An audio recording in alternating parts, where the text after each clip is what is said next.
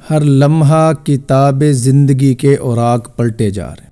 یوں کہہ لیں کہ ہر دن ہر صبح میری زندگی کا ایک ورق پلٹ دیتے۔ جسے کتاب پڑھ رہے ہیں نا، مطالعہ کر رہے ہیں، تو اگلا صفحہ اگلا صفحہ، بالآخر اختتام کے قریب آ جاتے اور آخر صفحہ بھی اس کا اور کتاب بند ہو جاتی۔ میں بھی ہر دن اپنی زندگی کا ورق پلٹ رہا ہوں، اور وہ وقت قریب ہے کہ آخری ورق پلٹ دیا جائے اور میری کتاب زندگی بند ہو جائے۔ پھر اس کے بعد موقع نہ ہو مجھے تصنیف کرنے کا۔ میں خود اپنی کتاب کا مصنف ہوں، خود رائٹر ہوں، میں اپنی زندگی کی کتاب خود لکھ رہا ہوں۔ ایک وقت آئے گا میرے سامنے پیش کر دی جائے گی۔ میں کچھ سوچتا ہوں، بولتا ہوں، دیکھتا ہوں، سنتا ہوں، چلتا ہوں، پکڑتا ہوں، میرے ارادے، میرے جذبات، سب کچھ میری کتاب میں لکھا جا رہا ہے۔ ایسا کچھ بھی نہیں ہوگا کہ میں نے کیا نہ اور میری اس کتاب میں موجود ہو۔ اقرأ کتابک کفا بنفسک الیوم علیک حسیبا۔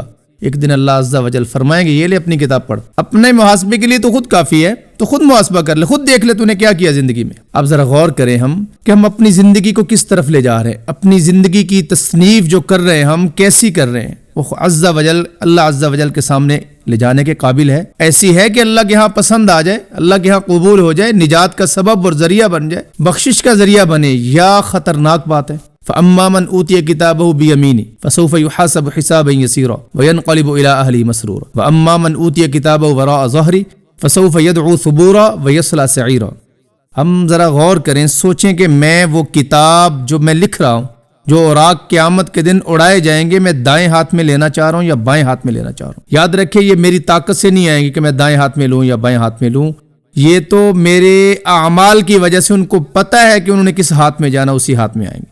جس دائیں ہاتھ میں آ گئے وہ کہیں گے یہ دیکھو میری کتاب میں پاس ہو گیا، اور جس کے بائیں ہاتھ میں آئیں گے بربادی ہو جائے گی اس کے لیے۔ تو اس لیے اپنی زندگی کی تصنیف اچھی بنائیں۔ اپنی زندگی ہم ذرا سوچ لیں کہ میں یہ جو عمل کر رہا ہوں خدا تعالیٰ اس پہ ناراض ہو رہے ہیں یا راضی ہو رہے ہیں، خدا تعالیٰ اس پہ راضی ہو رہے ہیں یا ناراض ہو رہے ہیں۔ اور بعض اوقات تو ہم ایسے نکمے کام کرتے ہیں، دوسروں کی دنیا بنانے کے لیے اپنی آخرت خراب کر رہے ہوتے ہیں، دوسروں کی خاطر جھوٹ بول رہے ہوتے ہیں، دوسروں کی خاطر فراڈ کر رہے ہوتے ہیں، دوسروں کی خاطر نقصان والے عمل کر رہے ہوتے ہیں، دوسروں کی خاطر جھوٹی گواہیاں دے رہے ہوتے ہیں۔ کسی کے جوتے کی حفاظت کرتے ہوئے اپنی گٹھڑی اٹھوا لینا کوئی عقل مندی نہیں ہے۔ کسی کی دنیا بنانے کے لیے اپنی آخرت برباد کر لینا کچھ سمجھداری کا کام نہیں ہے، بہت نکما کام ہے۔ اس لیے اپنی زندگی کے اوراق ٹھیک تصنیف کریں۔ کہیں ایسا تو نہیں ہوگا میں غلط تصنیف کر رہا ہوں، غلط لکھ رہا ہوں۔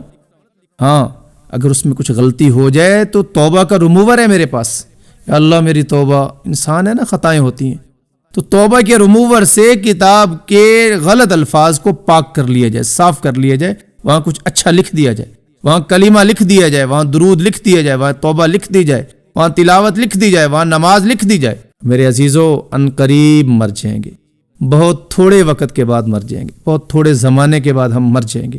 ہم امیر ترین ہو کر بھی مر جائیں گے، ہم حسین ترین ہو کر بھی مر جائیں گے، بالآخر ہم مریں گے۔ اپنی کتاب کو خوبصورت بنائیں۔ اللہ عز و جل ہماری اصلاح فرما دے۔